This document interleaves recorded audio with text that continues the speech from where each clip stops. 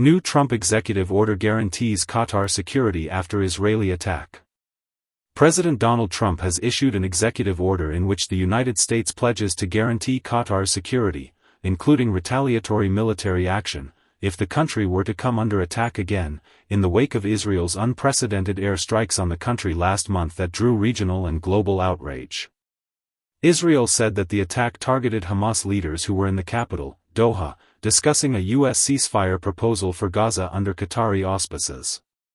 It killed several members of the Palestinian group's team, but not the leaders, as well as a Qatari security officer. On Monday, Israeli Prime Minister Benjamin Netanyahu apologized to Qatar for the killing of its citizen.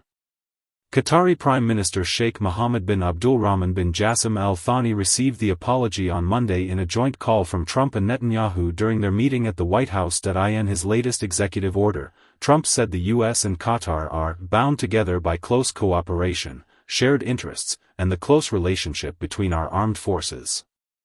The U.S. president added that Qatar was a steadfast ally in pursuit of peace, stability, and prosperity, and had supported Washington in mediating regional and global conflicts.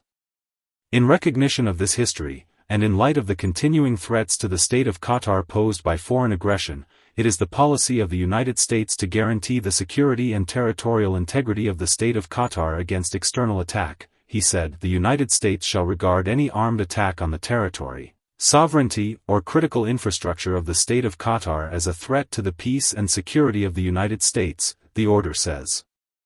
After the Israeli strikes in Doha on September 9, Washington tried to repair the damage done to diplomatic relations with Qatar while also showing its continued ironclad support for its ally Israel. The Gulf nation had called Israel's actions cowardly and treacherous.